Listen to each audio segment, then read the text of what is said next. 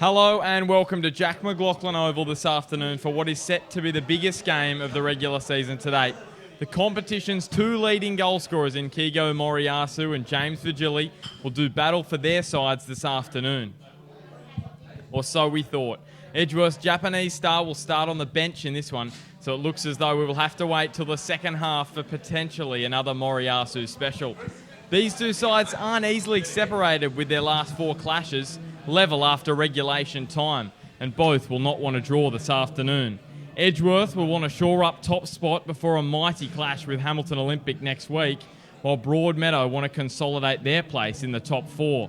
Joining me as always in commentary is Damien Smith and Chris Turner, and boys, what a matchup we have this afternoon. Yeah, this one should be a cracker this week. We've got two great teams in great form, and looking out at the pitch, it looks a little bit bumpy and probably a little bit heavy underfoot as well. But you know, the way that these guys play their attacking football is going to be great to watch, Damien. Oh, I definitely agree there, Chris. In essence, this game is so crucial for both teams. It's in essence a 6-point game. As a result for Edgeworth, will keep them obviously on top of the ladder, but more importantly, you'll put them 9 points adrift of Magic. So Magic will be keen for a result today, just to close the gap on Edgeworth. What's going to be interesting is to see how the two teams actually line up. We'll get a look at that when they come out. But what I think is going to be really important is how they tactically go about taking each other on. Do you sit in a little bit with Magic's high, wide attack that they've shown throughout front before, and they've been very potent, or do you take the game at them and make them, if they're high guys, sit in a little bit? So it's going to be interesting to see how the coaches go about this and how they put their teams out. Now, I was looking at the ladder. There's a 6-point gap on the ladder between Edgeworth in first. They're on 31. Magic are in third on 25 points. 6-point gap. They've lost one game. Both sides have lost one game this season, both to Hamilton Olympic.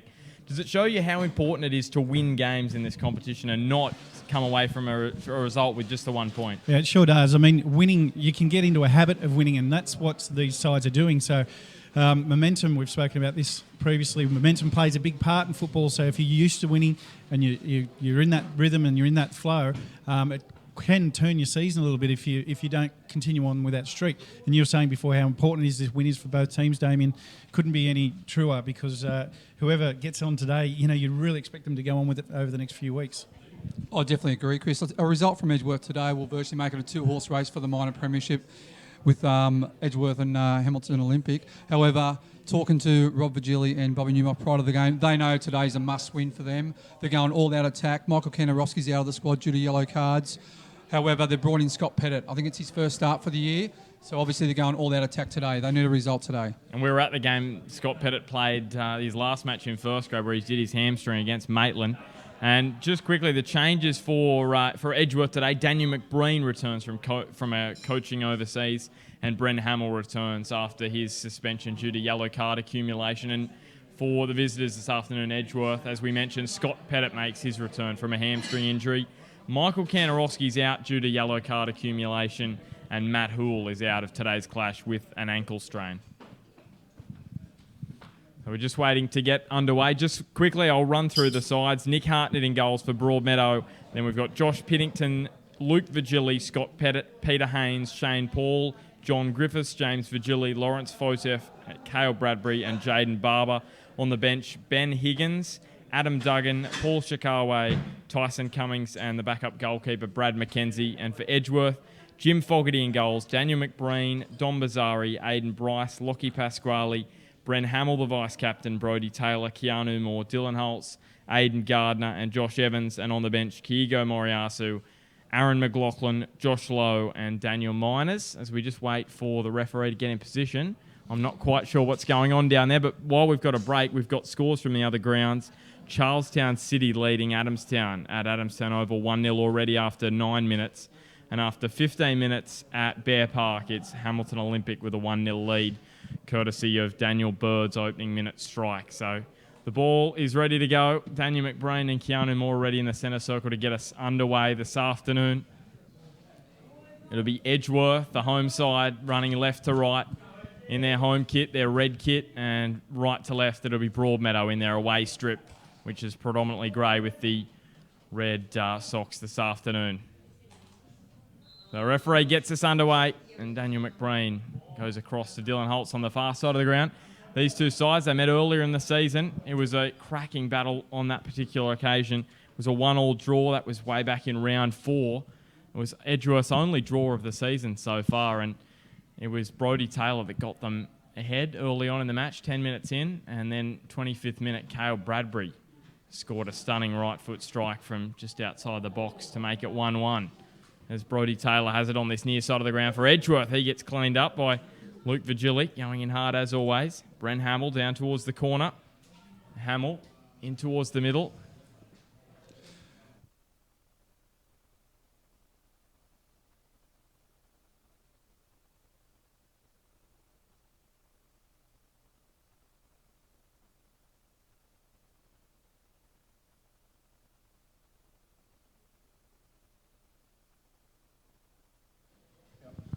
So corner kick for Edgeworth. Now Bren Hamill whips it in towards the middle. Aidan Bryce with a touch on it. Vigili with the clearance away.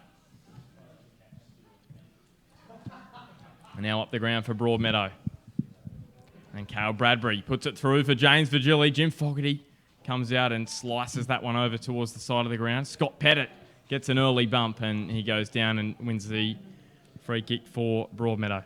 Ben, just on the looking at Edgeworth's lineup here, it's amazing with Damien Zane. He loves to rotate plays in different positions. He's got full faith in his complement of squad of 20 players. So even looking here, Brent Hamill's playing right fullback, where normally he plays further on. So, and he's moved Aidan Bryce into the centre of the park. So obviously Damien Zane having a lot of faith in his plays. Scott Pettit that is going to stand over the free kick that he won. And Pettit goes towards the back post. James, it was John Griffiths rising at the back post, just getting ahead to it, and it'd just be a goal kick for Jim Fogarty. Yeah, it's interesting you say that, Damien. Very interesting, because he backs himself to make those changes. Not a lot of coaches will do that. And the fact that he's left Moriyasu out, and on the bench, I mean, who does that? The guy's a leading goal scorer, and you're playing against, one of the best sides in the competition in Broadmeadow. Who would do that as a coach? But he does, and he seems to do it regularly and pull it off regularly. Yeah, it works for him. I think it's a great credit to him and to his coaching philosophy. But also, as a coach or as an ex-coach, I was probably a bit too scared to do that. So you and me both. I was putting the best side on the park every game. And it's not only that. You can be under pressure from maybe committee members or people in the club that want to see the best players that you've got available playing each week. But Zaney doesn't seem to be too concerned about any of that. He'll put out there what he thinks. He's in touch with his players, and he's clearly understanding where they're at physically and where they're at mentally, and he's happy to rotate them around. So, if that's working for them, which it has been, fantastic. And I think Chris, you just touched on it. As Aidan Gardner goes for a scything run through the middle of the ground, just turns it over. Josh Evans across to Hulse on the far side of the ground. I thought there might have been a handball, and the free kick is paid to Broadmeadow, but it's probably the biggest statement of the season for people that are looking into the competition, him resting Moriyasu today. But we've seen in the past, Daniel McBreen's been rested for matches. Bren Hamill's been rested, the vice-captain. And then you've got men in the back line. Josh Evans has missed a few games, although he's been away. But Edgeworth have been able to cope with that. Even Carney Moore last year in the grand final, he rested him, brought him on with 20 to go. So, yeah, he's got a full faith in his full complement of players, Damien Zane. So, full credit to him. And as you say, this is not new. This is happening all last year as well, and it worked well for him. And the players buy into it, and that's the thing. Keanu Moore, grand final, he was one of their best last year for Edgeworth. And for him to be happy to sit on the bench on their biggest day last season, that must show just how good a coach Damien Zane is to have that respect of his players, as Peter Haynes looks back and goes to his captain, vice-captain Josh Piddington. Just touching on Broadmeadow's side here, looks like they're... Peter Haynes with a attempted long-range shot maybe, Jim Fogarty off his line. If you look at Broadmeadow's strike force here, they've got Scotty Pettit playing right side of midfield, and they've got actually Cale Bradbury and James Vigili, when they're in attack, playing centrally rather than playing a 4-3-3 wide play. So I think they're just trying to change it up a little bit, Newmoff and Vigili, just to try and throw Edgeworth off a little bit. Yeah, and you have a look at Edgeworth's lineup. They've got 4 at the back, and they've got Pasquale sitting in front of that back 4, because Hainesy's going to drop in. So Zane knows that, so he's going to drop in and he'll come in and pick him up, and you can see them numbered up next to each other together. So Pasquale's not playing in the back line, he's playing in front of them and acting like a screen sort of position. Here's James Vigili away, cutting towards the middle of the ground. The equal leading scorer in the competition with 13, with the man that's sitting on Edgeworth's bench this afternoon in Kigo Moriyasu. Shane Paul now finds some space down the left edge. Still Shane Paul. Cuts it back towards the middle, but no one there for Broadmeadow, and Aidan Bryce does the clean-up work and puts it over the sideline. Last week, Broadmeadow, they had a 1-0 win over Western. They only had 3 chances in the match, and a penalty to James Virgili was the difference, but it was an improved performance from the Bears. And for Edgeworth, they had a come-from-behind 4-2 victory over the Jets youth in probably one of the games of the season, as Brodie Taylor's off down the right-hand side now. Just keeps it inside the line, and Piddington comes across and puts it over the line. Yeah, Ben, just on that game, I was talking to Virgili this morning, and he was saying that Western limited Broadmeadow only to 3 chances, and they were lucky enough to get one. And in the end, they were lucky enough to get a result. So it was a hard-fought win by Magic last week. What you were saying a minute ago, Ben, we're just talking about the rotation of players and players being happy to sit out. I think happy is probably a stretch. That, you know, as a player, you don't want to be left out any time. But you know, if they understand what the policy is, or how they're going to set up for the year, and that rotation is genuine play, then that's what the expectation is. And this is where Zane's done really well, I think, because as a coach, and you'll know this, Damien, better than most, is that when you do leave players out, it can crush them, you know, and it means everything to them. So it's a really difficult thing to do. Exactly, and the surprising thing is only 18 games. So as a player, you want to play every single game. But full credit to Zane. Like, you know, it works for him. It working for Edgeworth, and they're getting results, and they're on top of the table. And I think the biggest thing as a player, as we were just talking about, is, you know, they're not happy to sit out. But if they know, normally if you are sitting out, as this corner comes in towards the back post, like Breen with the header, just going over. But if you're being told you're going to sit out the match, you probably think, oh no, maybe it's because I haven't been playing well. But if your coach gives you the confidence and says, no, it's got nothing to do with that, I just want to change something up, or I want to see how this goes, I think you see it as an opportunity maybe to come off the bench and have a massive impact, as Keanu Moore did in the grand final. Damien was saying that to me. He said he thought Keanu had a great impact on that game in the grand final when he came on the last 20. As a coach, you're going to set that standard at the beginning of the year. So it's not something he's going to surprise his players with 3 weeks in. He'll set the tone and let them know what actually is happening. McBreen almost goes wide to Gardner, but Gardner left it alone. Ball back in towards Aidan Gardner. What a goal he scored last week against the Jets, levelling up at 2-2. The right edge of the box. Massive strike, and rewards the confidence that Damien Zane has shown in his squad. That goal to Aidan Gardner. Moriyasu with a hat-trick last week. Couple of penalties, and you've probably seen it, but if you haven't, you need to see it. An absolute special of a free kick from Moriyasu, one of the best I think we've seen in the competition. Definitely the best this season, if not in the competition for the last few years, as Keanu Moore goes down the near side of the ground. Tries to get around Luke Virgili. Brings it back to Brodie Taylor. Plays it towards the middle, but John Griffiths is there. Put it towards the sideline. Haynes. Back to Virgili. Goes towards Cale Bradbury, who's in the middle of the park. Bradbury. Goes across the ground to Fotef. Who finds James Virgili. Virgili back to Piddington. Under pressure there from Brodie Taylor, who's pressing high. Last week, Damien Zane and Clayton Zane as well, who was coaching the Jets, said Edgeworth really didn't press as much as they normally do early on against the Jets last week, but showing that they've plenty of energy this week after they played 3 games in a week before the Jets youth match last week. They're very fresh this afternoon, Edgeworth, and it's going to be a free kick to Luke Virgili just inside Broadmeadow's half.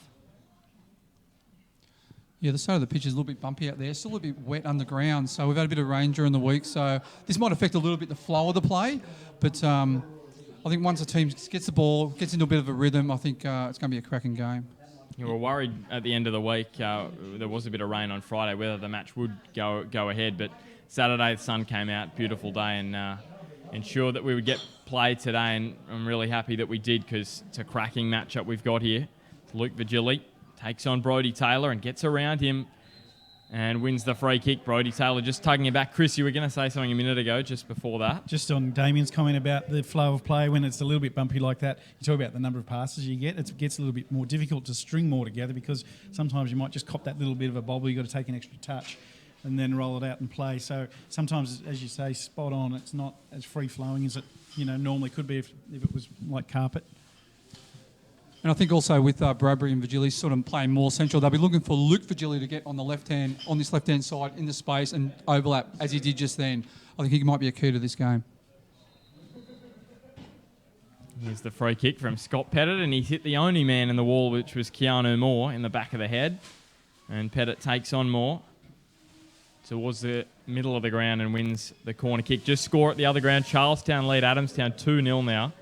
Incredible start. Charlestown have not lost to Adamstown since Adamstown were promoted back at the end of 2013. So that's 2.5 seasons now. This is their third straight season that Adamstown haven't been able to win, and it looks like it may continue this afternoon. Dylan Holtz is away for Edgeworth. You notice Hartnett was off his line then? Really scuffed the shot, Dylan Holtz. I was wondering whether he was trying to get it over the top of Hartnett, but it didn't really get off the tarmac. Yeah, I think the ground is a bit muddy for that. So, but yeah, you looked up, noticed Hartnett was off the ground, off his line, sorry. Here's James Virgili coming across, and Josh Evans, hard-nosed defending there, clearing it away, and Dom Bazari coming from the left-back position. Still Bazari towards McBrain in the middle of the park. Played in Italy's lower divisions in 2014, did Bazari as McBrain finds Brodie Taylor, and Nick Hartnett makes a great save. Brodie Taylor was looking for his second goal against Broadmeadow this year, and Nick Hartnett denies him. Oh, McBrain was brilliant. Then he came off, checked off his marker, able to turn, played a 1-2 with Brodie Taylor, and that was a great strike by Brodie Taylor. We'll just have a look at the replay here. Here it was, the save from Nick Hartnett. Gee, that's a big save. Strong right hand, down low. It was a good shot by Brodie Taylor. Kept it low, like the pitch is bumpy, but great save by Hartnett. Great save. He's very agile, Nick, and he's very, very good when it's down low. Brent Hamill with a corner towards the back post. McBrain was there. And now it sits back up, put back in by Josh Evans. And back for Hamill into the leg of Shane Paul, who came across. And now Aidan Gardner finds Aidan Bryce, who hits a spinning shot. It sits back for McBrain, who hits the post. And McBrain goes to Holtz. He has a swing. Brodie Taylor, Hartnett with a save. What a passage of play that was. And somehow Broadmeadow still haven't conceded. But Aidan Bryce now down this near side. We saw some Aidan Bryce specials last year, and that one was dipping and swerving, and Nick Hartnett again in goals. McBrain hit the post, unlucky with his right foot. So we'll see if we can get the replay of that one. Here it was. That was McBrain hitting the post. Maybe Luke Virgili even got a touch. Then Holtz has an air swing. Brodie Taylor gets a piece of it. And then Shane Paul gets the header away. Yeah, it's interesting when you get that passage of play like that. As a player, you're thinking in your mind, all right, we just got out of jail there, and you got to really regroup yourself and get yourself back out of that danger zone as quick as you can. And that's exactly what they're doing now, getting up, shifted up the other end of the park. Scott Pettit with a lovely touch on to Jaden Barber, but unfortunately for him, it went to Bazari, who found Keanu Moore. But a frantic opening to this game, hasn't it been? We expected it to be entertaining, and it hasn't disappointed us. Scott Pettit goes to Barber, who's playing up the field. I should say Kale Bradbury, not Jaden Barber. And now Jaden Barber in the back of Keanu Moore. Diving in there was Lawrence Fotef, and it's a Edgeworth free kick. But just before you guys go on there, 4 draws regulation time their last 4 matches. So it was 1-1 earlier in the season, 2-2 in the FFA Cup after regulation time, 0-0 in their second leg semi-final last year, and 3-3 in the first leg. So they just cannot be separated of late. Well, Broadmeadow and Edgeworth have got a history. Like, they've always been, top line sides. So and they're always sort of thereabouts fighting for the premiership. So games are always very tight between the two clubs. That passage McBrain again. Play, yeah, here's McBrain finding Keanu Moore and Jaden Barber getting back. But Jaden Barber seems to be playing a little bit higher than what he normally would. Normally he's playing a left or right back, but today he seems to be playing in a defensive midfield role. Yeah, he's in the defensive midfield with Shane Paul, with Peter Haynes just sitting in front. So, but McBrain again, he came off his defender, able to turn, and I forget who he put in, but he put in, I think it was Dylan Holt maybe. Can't remember, to be honest. So. I was just going to say before, that pinball type action that was going on, it's likely to happen up the other end. This is the way this game is set up. So, see how this one pans out. Here's the corner in from Hamill. Hayden Gardner at the back post. And his header is just wide. A goal kick for Nick Hartnett. Edgeworth, 7 matches straight, and they've won their last 7. Edgeworth, a fantastic run, but the even better statistic is they've just lost 3 of their last 30 matches in the PlayStation 4 NPL Northern New South Wales. Those 3, Western in round 9 last year, 1-0 loss. Adamstown round 14 last year, and then Hamilton in round 5 this year. Yeah, that's pretty impressive. And just one of those was 2, actually. 2 of those here at Jack McLaughlin Oval. An amazing statistic for the Eagles was Aiden Bryce at the back. Knocks it up towards Keanu Moore. Now Holtz with a touch on to McBreen, and then Keanu Moore's pass well blocked by Josh Piddington for Bren Hamill. Finds Brodie Taylor, who's had plenty of space in the opening 15 minutes in this one. And Dylan Holtz goes back to Dom Bazari. And now Jaden Barber blocking that pass from Bazari, but Aiden Gardner have plenty of confidence in this one this afternoon. Brodie Taylor. Couple of early chances for him. Goes across towards the sideline, and it's over for a magic throw. What I'm liking about Edgeworth at the moment, they're looking to feed McBreen into his feet, and County Moore's just there. He's always just laying off to County Moore to go left or go right, which is causing a few issues for Broadmeadow. Aiden Gardner nicks it back for Edgeworth, and now Keanu Moore with a shot.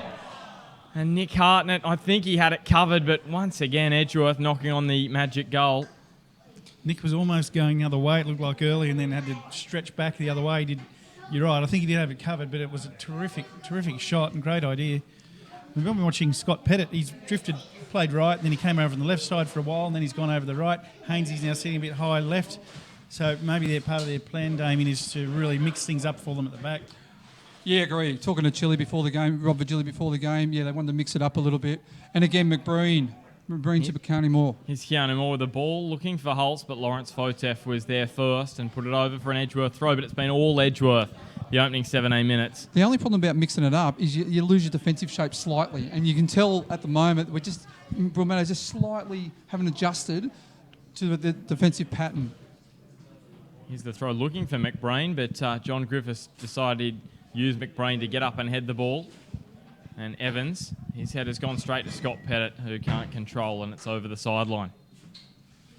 Yeah, you've got to weigh it up. It's pros and cons here, whether you do mix it up or whether you stay set in your way, because mixing it up gets a little bit hard to get into a pattern or a flow. However, you look at Edgeworth here, and McBreen stayed real central, and they're rolling him in feet, he's dropping it off, getting players. So he's a real target man all the time. So not much is changing with them. It seems to be working.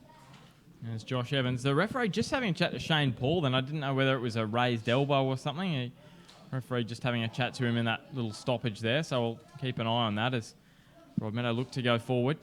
Really, we said opening 18 minutes has been all Edgeworth, but James Julius had a couple of runs in towards the box. That's been about it for Broadmeadow in the opening part of this match. As McBreen, that's a great ball to Brodie Taylor, who finds Aiden Gardner, and Aiden Gardner comes to Hartnett.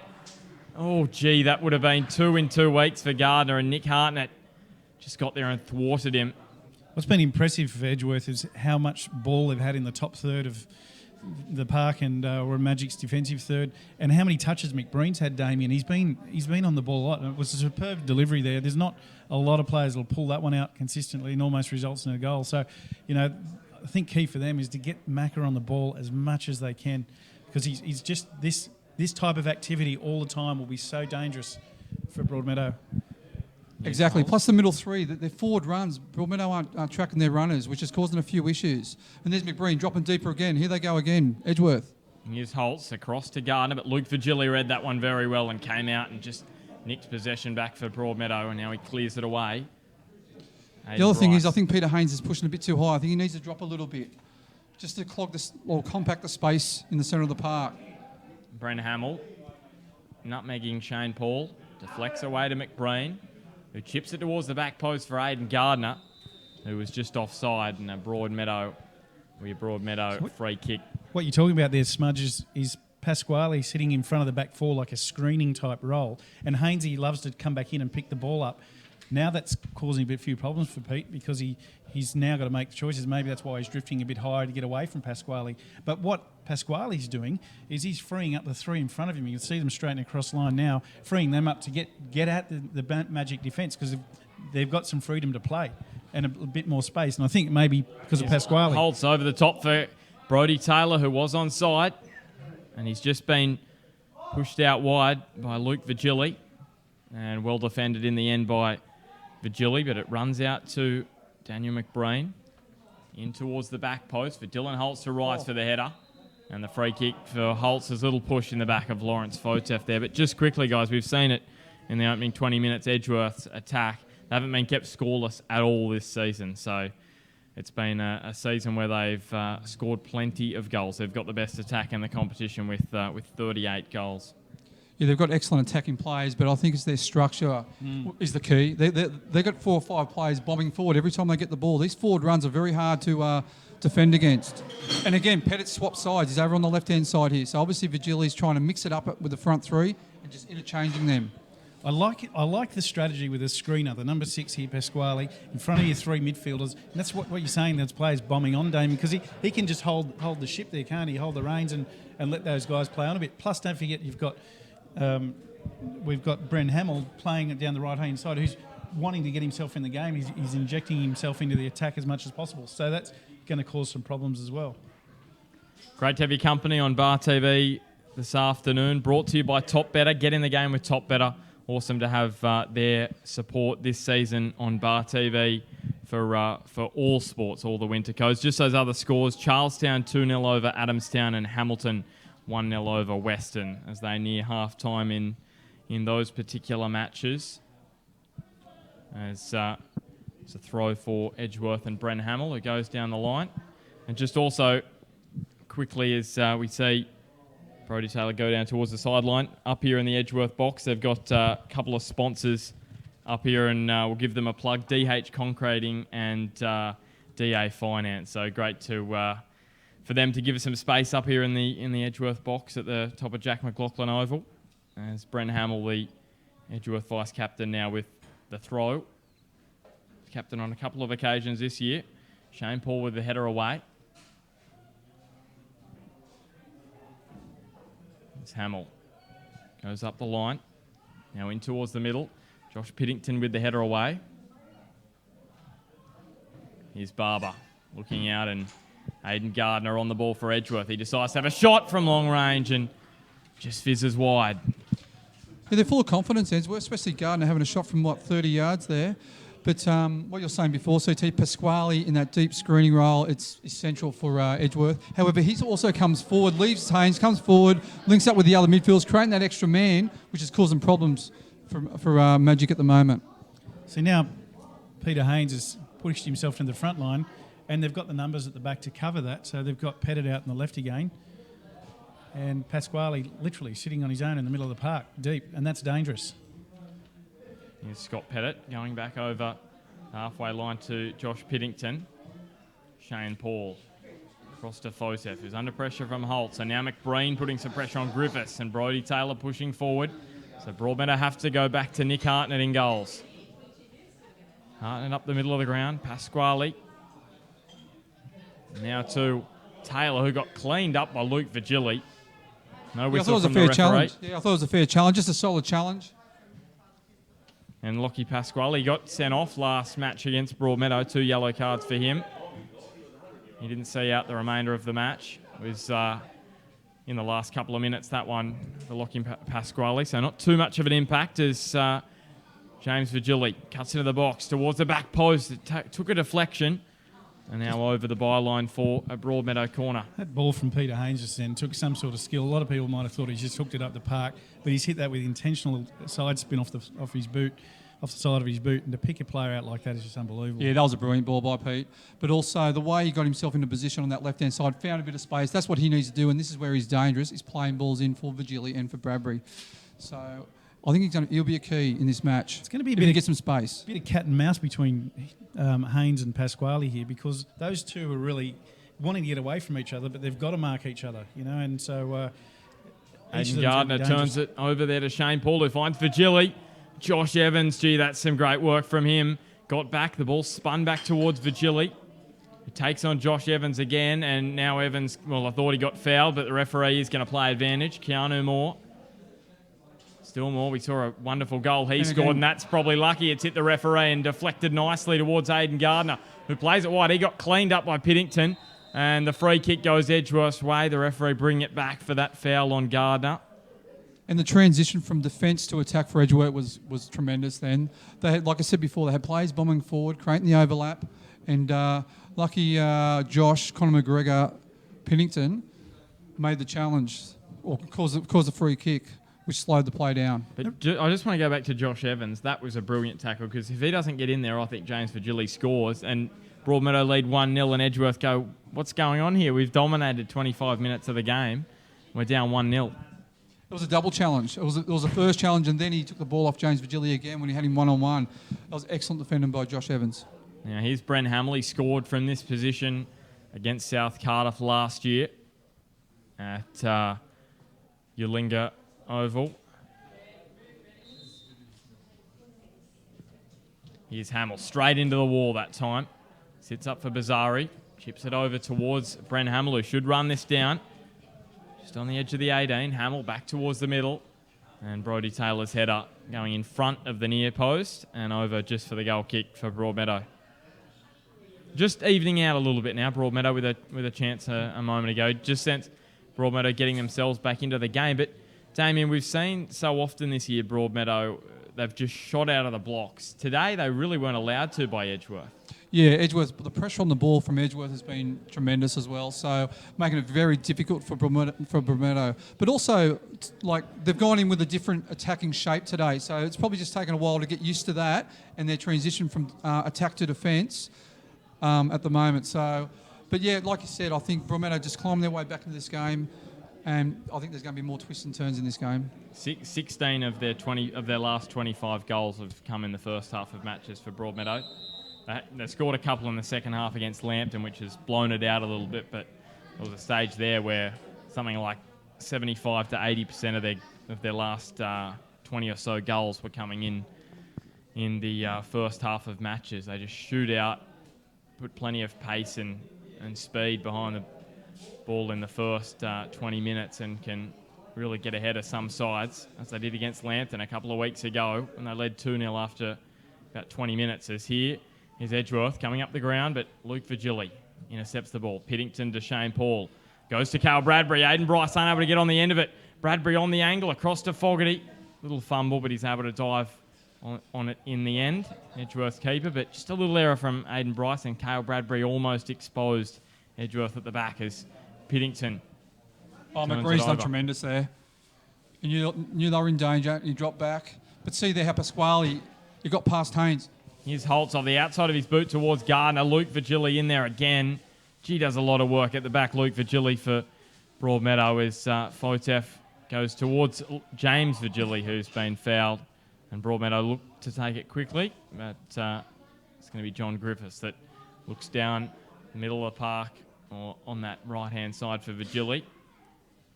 Josh Evans takes it down towards the corner and it'll go over for an Edgeworth goal kick. Yeah, just on Luke Virgili, he's been one of the premier left fullbacks in the competition, and he knows how to read the play. He knew Magic were in trouble then, so he drifted across just to give cover for their centre-backs and did tremendous again. And he's had another great season, Luke Virgili. Yeah, he really has. He's been crucial to their defence as well. And as you say, reading the game and putting the cover on like he just did then, if you don't do that, then it can result in goal and all of a sudden they're behind. So can't underestimate the work that he's been doing. The older brother of James Virgili, Luke Virgili, 25 years of age, James 23, and there's a shoulder-to-shoulder with Aiden Gardner. Aiden Gardner just 19 years of age in comparison to Luke Virgili. As here is Pasquale towards Keanu Moore. Turns and goes off the boot of Jaden Barber towards Hamill. The ball now over the top and Luke Virgili again. Towards the middle for Piddington and over the sideline for an Edgeworth throw. So a bit of pressure now for Broadmeadow to soak up now as Bren Hamill brings it back to Pasquale. Over the line again, and it'll be a Broadmeadow throw. If you rolled the clock back 20 years, Damien, you could be forgiven for thinking it was Rob Virgili out in that right side there, not James. Yeah, minus about 30 kilos, but just on that, Rob Virgili was giving his team talk in the sheds prior to the game, and unfortunately the chair broke. So Hope that's not an omen today. So if I hope someone got a video of that. Yeah, crashed down in front of all his players. So I hope that's not an omen for him today. I'm going to stick up for Chile. It's a nice scarf you've got on, Damien, today. Does that belong to your wife? But back on Rob Virgili, he's one of the premier. My wife. Your scarf doesn't belong to her, but yeah. Yeah, back on Rob Virgili, he's been one of the premier coaches in the local league for a number of years. He's won premierships with 3 different clubs. So yeah. Yeah, he knows how to get this job done, and that's why he's well sought after. Every year, everywhere he goes, and he's successful in what he does. And it's just must be a pleasure to have some of your own children in the team playing, in that group and doing so well. And it'd be it's an amazing thing to do. And knowing Rob Virgili, he's a hard taskmaster. He expects a lot out of his players, and obviously probably expects more out of his children as well. And they've been great players for him this year. And they're great blokes as well, on and off the park. They're great fellas. The ball across now to Luke Virgili on this near side of the ground. Down the line now for Scott Pettit towards Cale Bradbury. He's got 2 on him. Aidan Gardner and Pasquale coming across. Found a ball to Jaden Barber. Goes across to Fotev. He's got no one around him. Towards the back post. Scott Pettit maybe a little heavy, and Scott Pettit's disappeared. Where's he gone? Scott Pettit's over the fence. And Jim Fogarty gives him a hand. Good sportsmanship from Edgeworth's goalkeeper. Looks like Jimmy Fogarty's lost his Ned Kelly as well. Shaved it off. Very unlike Josh Piddington for Broadmeadow. It's a trend at the moment, isn't it? Sure is. I'd have one too if I could grow one. The goal kick goes up towards McBrain. That was a solid challenge by Piddington across over the back of McBrain. And Fotev again finds some space down the far side of the ground. Still Fotev finds Cale Bradbury, who's just unable to control. Bizarre coming across, but Bradbury might have won it back. In the end, he's unable to, and Dylan Holtz should be out of danger for Edgeworth now. As we tick towards the last 15 minutes, we are in the last 15 minutes of the first half. Should be half-time at those other grounds. Western up against Hamilton, and Hamilton have put 2 on right before the break to lead 3-0, and Charlestown lead 2-0 over Adamstown. We've had some blowouts in matches of the round this year, so it's good to see that the match of the round this week is the closest match currently. We had a big result a couple of weeks ago when Edgeworth thumped Lambton 5-0. We had Edgeworth beat Maitland 3-1 and Broadmeadow beat Maitland 3-0. Maitland beat Western 3-0. There's been some big results in the matches of the round in comparison to last season. Had some close contests. Yeah, I think this one's going to go down to the wire. There's going to be a goal or 2 in it, if that.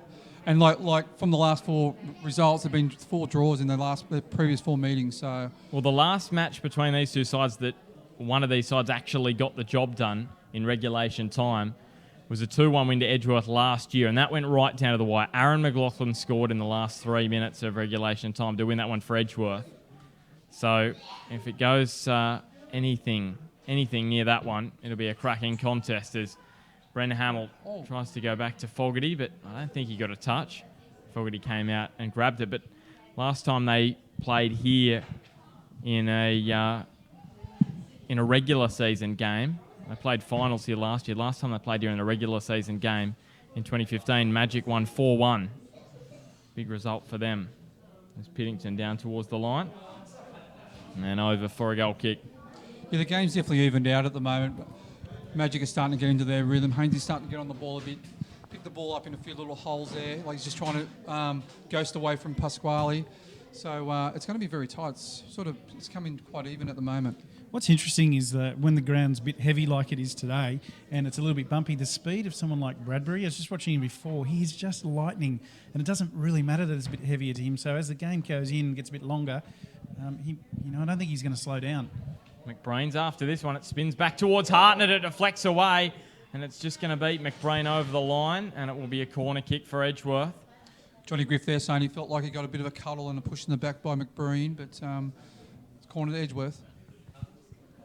And they're taking their time. Brent Hamill's got to run from this side of the field over there to take the corner. But just quickly, Edgeworth this season, they've scored an average of 3.5 goals a game when at home compared to other venues, which is just at 3.17. So more goals at home for Edgeworth this season, just slightly, but shows they like playing at home, the Eagles. As here's Hamill towards the back post. McBreen rising, and Hartnett didn't get a touch on it. Otherwise, it would have been a corner, so a goal kick for Broadmeadow.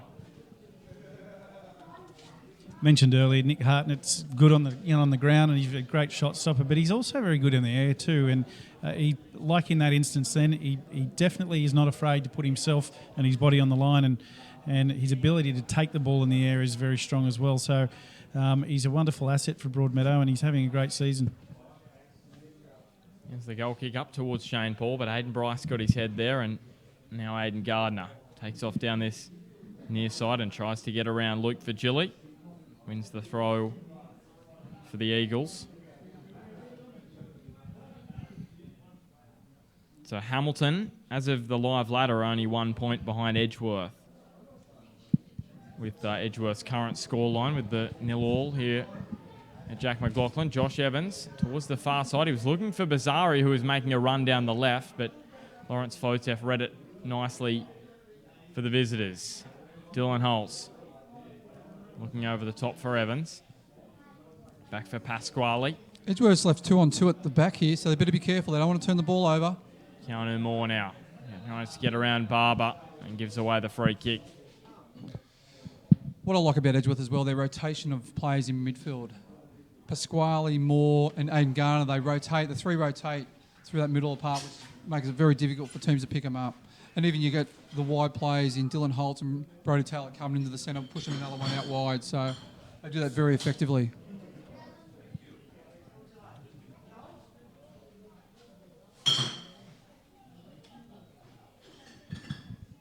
Here's Brent Hamill standing over the free kick again. It's not a bad one towards the back post. McBreen and Bryce there again. And another goal kick. Gee, they've had some chances off corners and free kicks of the Eagles. They've had plenty of chances. They have had plenty of chances, and you can't help but think that one of them's going to come off. What you were talking about before, Damien, with that rotation, it's really important as a coach that you can get your players to do that, but they've always maintained that balance. And if the balance is there, you don't mind them doing, because it does keep keep things moving, keeps your opposition guessing about who's got to go, and they've got to communicate a little more and a little better to make sure that they go with their runners, etc. Here's Scott Pettit back to Piddington towards this near side, but Luke Virgili unable to get onto the end of it. And Brodie Taylor takes off down the right, tries to take on Shane Paul and Virgili. I should say Piddington, and Piddington is there to intercept and goes to Pettit. Takes off down the left now, Scott Pettit. And Brodie Taylor brings him down. Edgeworth fans not happy with that. Thought Brodie Taylor got the ball. The referee not of the same opinion.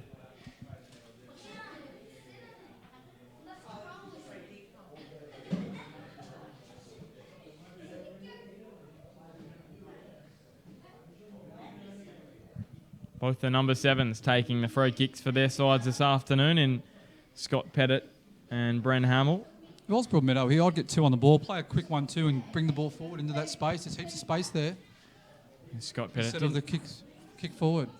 Didn't quite get under that free kick, did Pettit. And he gets her away from McBreen there, who came across to try and shut him down.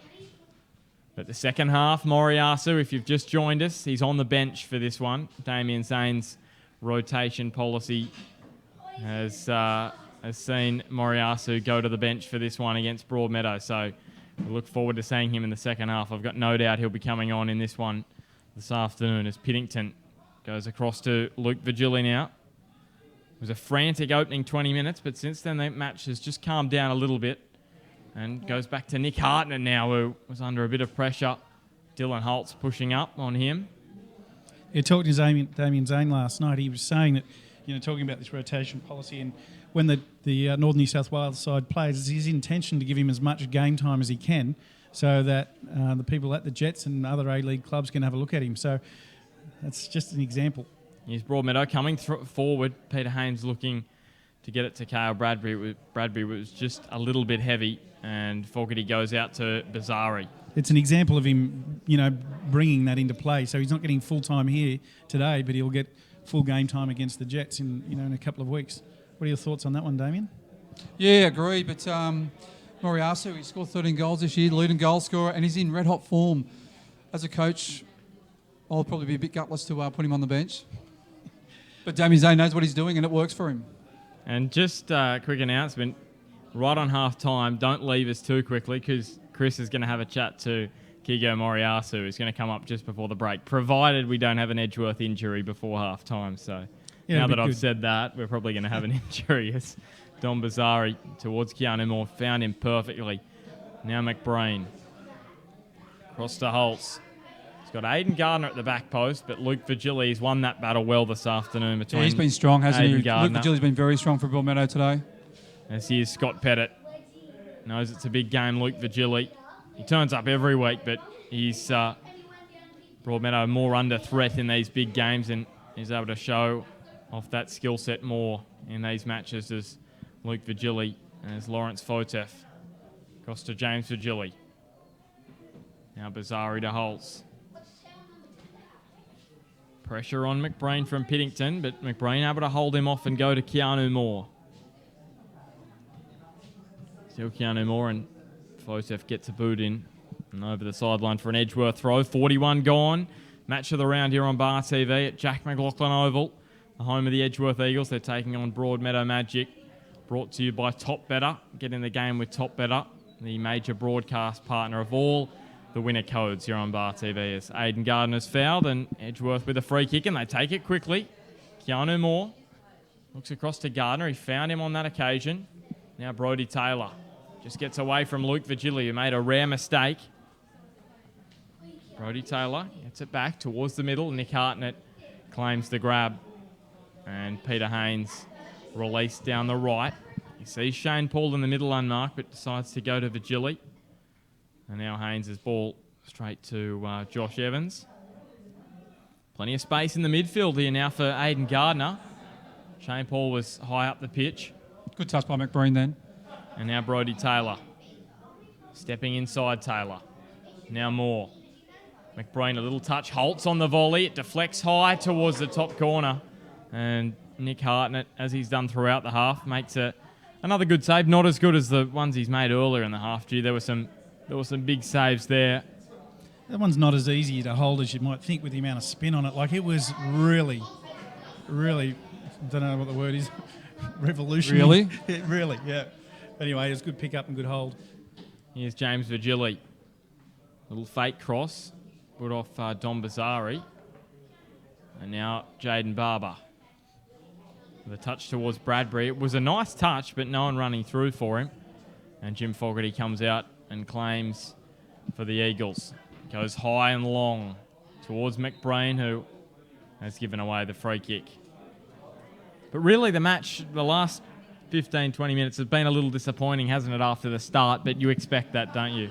I think a lot of it's to do with the ground as well. The ground looks heavy and the flow of the play isn't just smooth all the time. So there's been a few good link-up plays with Edgeworth there, playing the ball through the centre, but the bobble on the pitch tends to make it difficult for players. I totally agree with that. What I see is the key here is this position of Pasquale and Peter Haynes when he drops in there, because playing in that screen role that he's got there. This is Pettit down the left towards the back post. Bradbury was waiting if Josh Evans was unable to get ahead on it, but Evans did well. And just now Dylan Holtz. Sorry, just on Josh Evans, he's been a standout today at the back. He's read everything so well. Dylan Holtz finds Keanu Moore. He has. He's been brilliant, Josh Evans. A couple of good tackles on Virgili, and then again there.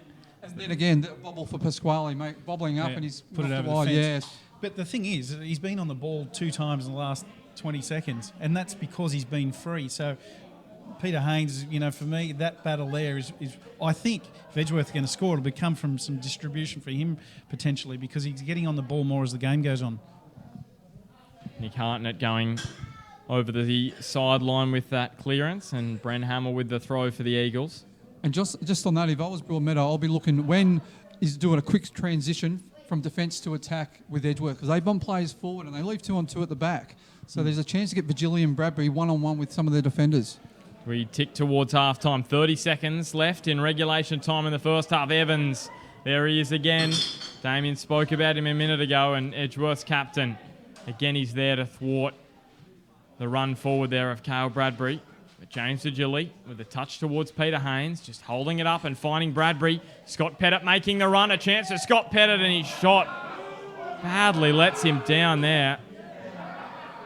And Fogarty goes out to Dylan Holtz, and that is half time. So no stoppage time at all in the first half. And Damien, I'll just say that chance of Scott Pettit, there was no better chance in the first half than that one, I think. Yeah, that's what I was saying just before. The transition from Broadmeadow going from defence to attack is a key. That time, they busted forward nice and quick and allowed Scott Pettit one-on-one with the goalkeeper. I think he probably could have done better. I think he'd be a little bit disappointed in himself. He could have had a touch even further forward and then place the ball. So, but in saying that, the ground's wet, it's bobbly, so he probably just didn't connect with it as good as he might like. But overall, the first half, the first 20 minutes, Edgeworth came out like Broadmeadow normally do. They were putting Broadmeadow, I should say, under all sorts of pressure at the back. Had so many chances, they should have got ahead by at least one. And then last 25 minutes has been pretty even, and the energy in the match just died down a little bit. Yeah, agree. Edgeworth started on fire. Probably could have been 1 or 2 up. But like I said before, Broadmeadow's playing a different attacking structure today. So it took them about 15, 20 minutes to get into their rhythm and also to get into their attacking versus defensive shape. Once they got into that sort of mindset, the game sort of evened out. And in essence, Broadmeadow could have actually got a goal or two. Who do you think will be most happy with the half of football? To be honest, I think both coaches will be fairly happy. Edgeworth, they played quite well today, Edgeworth. I think the ground's probably not the most, easy to play on, so I think Damien Zane will be quite happy. Probably maybe a little bit disappointed not to be going 1-0 up or ahead at half-time. But I think Robert Vigili and Newmoff, they'll be reasonably happy as well because conditions are quite difficult, but it's going to make out for an interesting second half. Now, Chris Turner has got Kigo Moriyasu, who's just come up to join us, so great to have him with us, and I'll hand it over to Chris now. Hello, how are you, Kiago? Good, thank you. Kiago Moriyasu? Yeah. Watashi wa Chris desu. Ima nanji desu ka? Oh, Hiroshima wa Yeah. ima nanji desu ka? Maybe 3 o'clock. Just ask them what time it was in Hiroshima, because that's where you're from. It's the only Japanese I know. Are you enjoying football here in Newcastle? Yeah. What is it that you like about playing here? Sorry. What do you like about playing football here? What do you like? Scoring goals? Yeah. I had many goals because my teammate is very good support for me. Yeah. That's good. And we understand that you have lots of family and friends watching Bar TV in Japan. Yeah. And you have I don't know. you have lots of people. Yeah, my family is goals. watching Bar TV. Yeah. Say hello to your family. Yeah. Yeah, and we've been enjoying watching you score lots of goals, and you've been a good player for Edgeworth. Are you hoping to get into the game today? Do you want to play today? Yes, of course. And waiting for the coach to say, on you go? Yeah. Yes. Well, that's very good, Kiago. Welcome to Newcastle. Yeah, thank and you. we hope you play in the second half, and we'll look forward to watching you. Yeah. Okay. All right, thank you very much. Thank you. Thanks so much to Kigo Moriyasu there for chat with Chris Turner. Chris, thanks for doing that. It's always hard trying to, Kigo just coming over from Japan this year. He's doing a great job with his English already. If I went over there, I'd be gone. I couldn't speak any Japanese. Look, you can see how the nature of their people, so grateful, and he's very appreciative, and he's very happy to come and give us a minute or two. So let's hope he gets on in the second half, because I'd love to see him get around this afternoon with some fresh legs on a heavy pitch. Oh, I agree. And just on your Japanese there, Chris, that was a great job. Well, we'll take a quick break on that note. We'll be back as we've got to freshen ourselves up after that first half. We'll be back in about 5 minutes for the second half. It's Edgeworth 0, Broadmeadow Magic 0.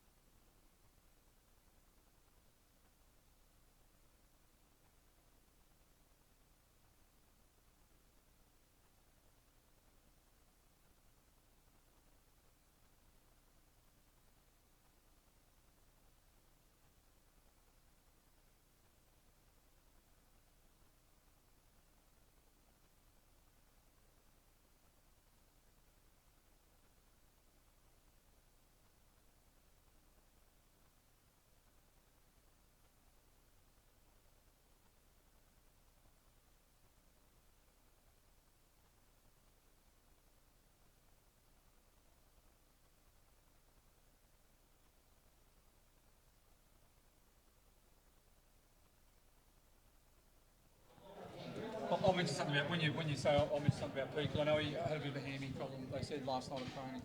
I'm not sure. So welcome back to the second half. As you probably heard, Damien, Peter Haynes has come from the field with a hamstring injury. So not great news there for Broadmeadow. Yeah, I know Pete carried the hamstring injury into the game, and watching him play out there, especially on this heavy pitch, he looked like his mobility was affected slightly. And I think with Paulie coming on, it's going to obviously compact the space a bit better and be able to shut down Pasquale a lot better. But I think Pete was carrying a bit of a knock or a hamstring injury into the game. That's why he's probably been subbed at half time. Sensible thing to do to get him off, because a heavy pitch with a hammy, and you don't want him the back end of the year out because of half a game of football now.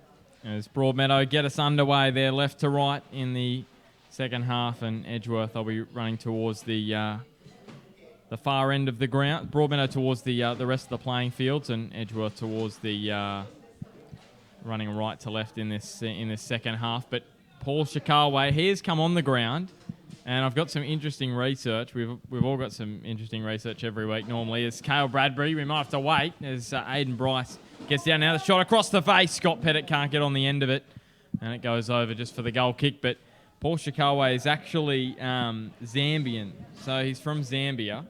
Now Zambia is as a landlocked country in southern Africa, and it has a population of just over 16 million. Now this was back in 2015.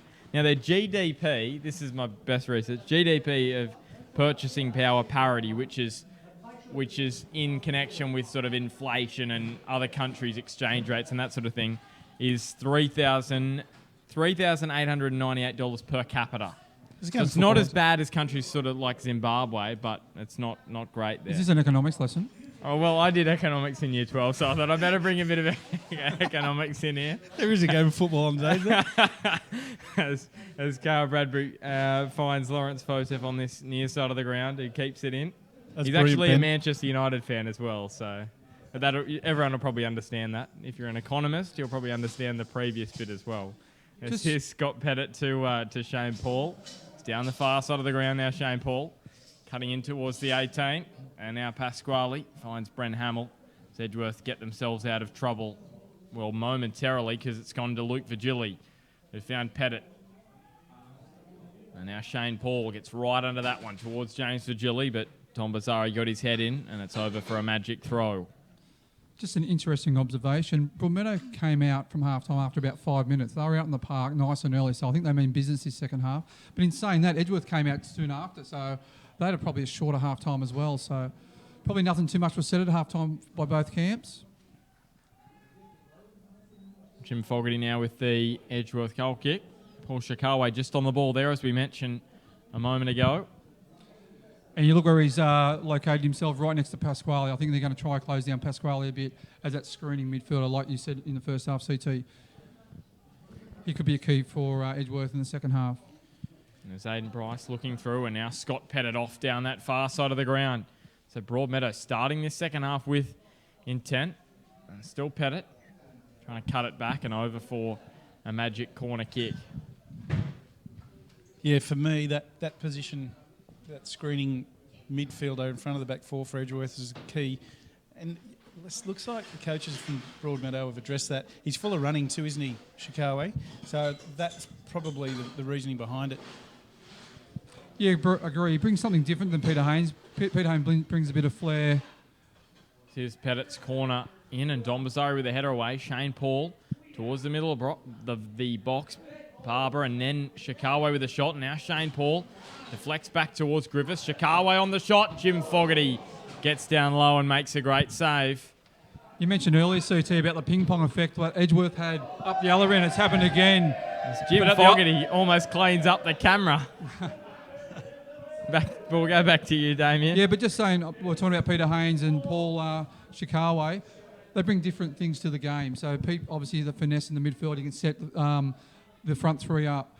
However, Paulie can close down quicker. He'll be able to close down Pasquale quicker, but also he can make forward runs beyond the strikers, which could be a problem for Edgeworth.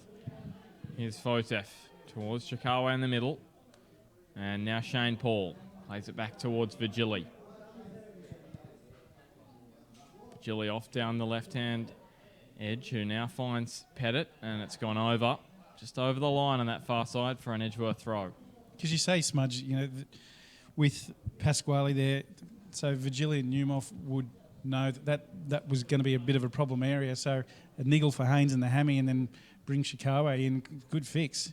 And why not? Because then it just doesn't give Pasquale the time on the ball that he had before.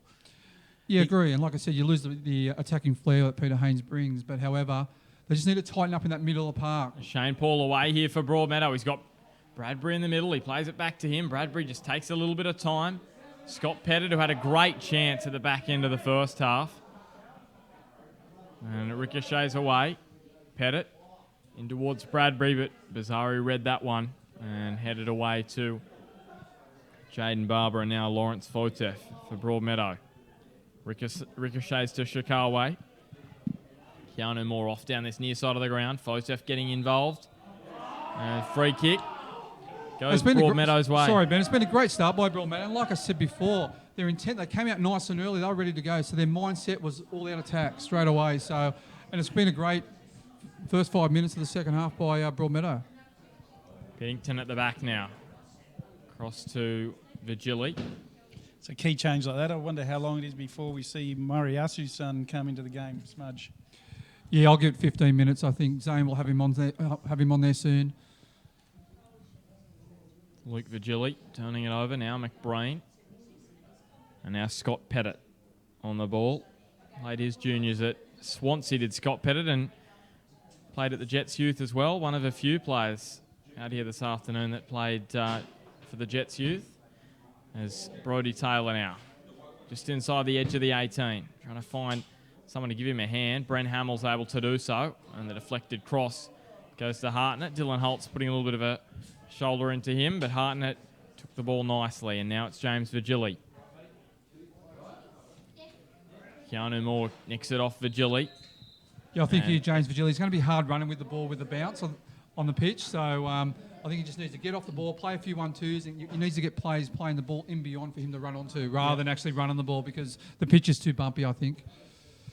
13 goals, as we've mentioned, this season. Played 57 matches for the Jets, 35 off the bench, and no goals in any of those matches for the Jets. Bit of a few assists, though. I remember him setting up Emil Heskey for a goal when Heskey was playing for the Jets. As here is Vigili. Here is that man we were talking about, down towards the line. Keeps it in. Plays it back to Fotef, who's unable to control. And Aiden Bryce clears it away. Brody Taylor, I should say, Keanu Moore with a touch up to McBrain. And it'll be a magic throw.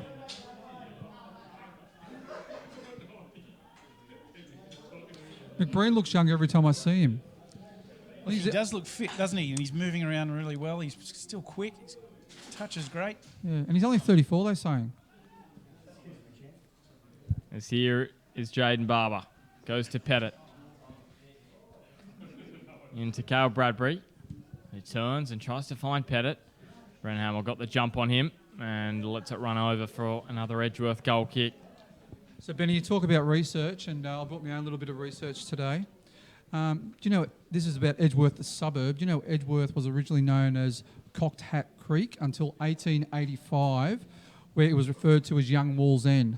And in December in 1960, Young Wall's End adopted its present name in honour of the geologist Sir Tarrant William Edgeworth David, who was a pioneer geological surveyor of the coal streams in the Hunter Valley. Oh, there you go. That is very interesting. I've never known that. As here's Brody Taylor putting some pressure on Griffiths.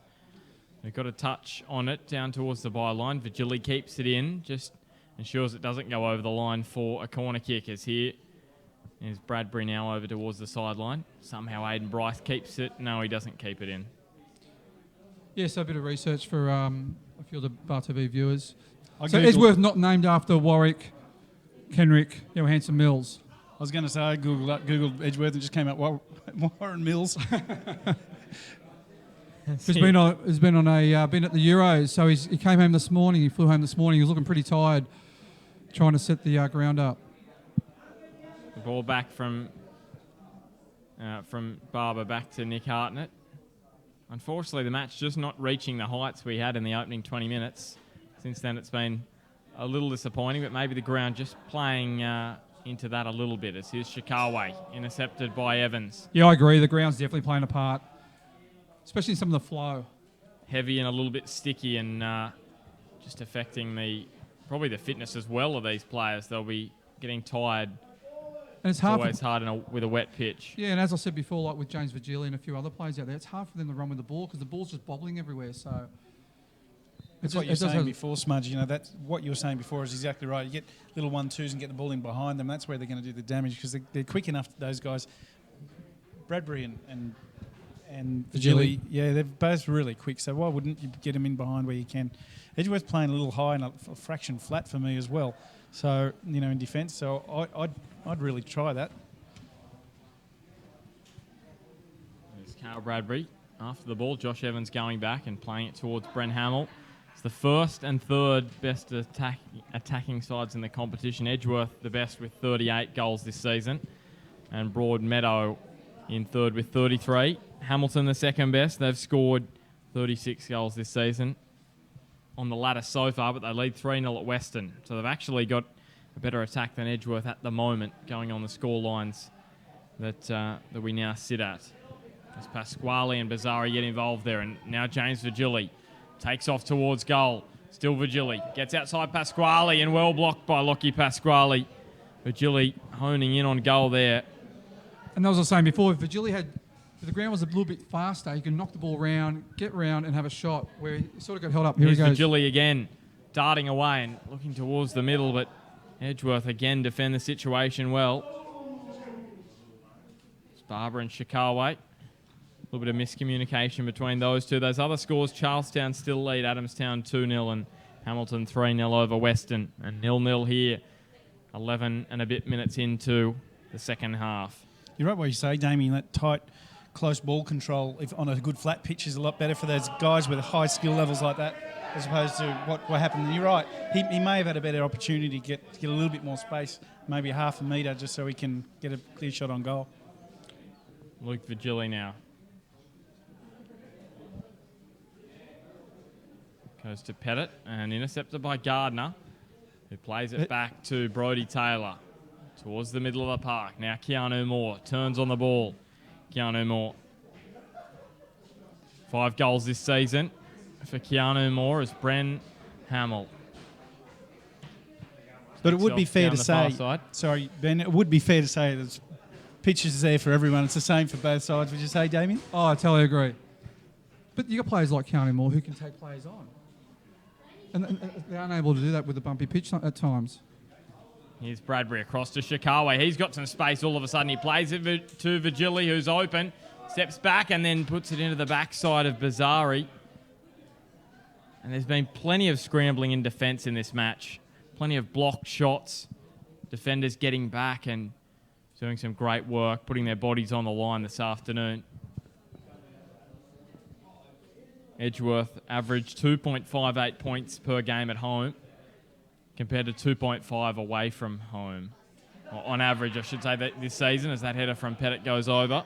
For Broadmeadow, they average 1.83 points per game away in comparison to 2.08, which is their average. So not as good away from home Broadmeadow this season.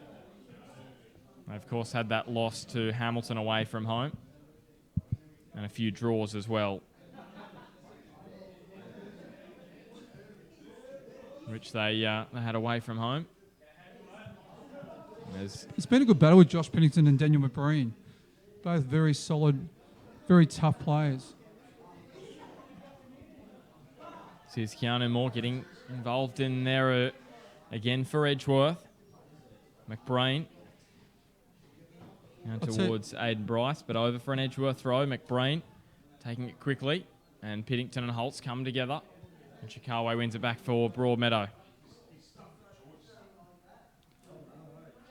Over the sideline now for an Eagles throw. I must say, McBreen's still got some silky skills for, I wouldn't say a veteran, but an experienced player. Yeah, and great skills on that side there, just well balanced, able to bring players into play. Here's Brodie Taylor spinning around. Jaden Barber putting the pressure on him.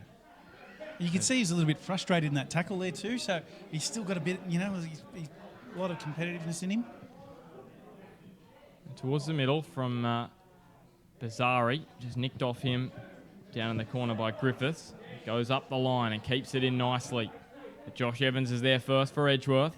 Great ball by Josh Evans. He found Holtz, and now Brodie Taylor with a touch onto McBreen. It was a 1-2 that opened the account for Edgeworth way back in round 4 against Broadmeadow. A 1-2 between Brodie Taylor and Keanu Moore. And a Carl Bradbury special, which got the job done for Broadmeadow. As here's Shikawe. Across the ground now.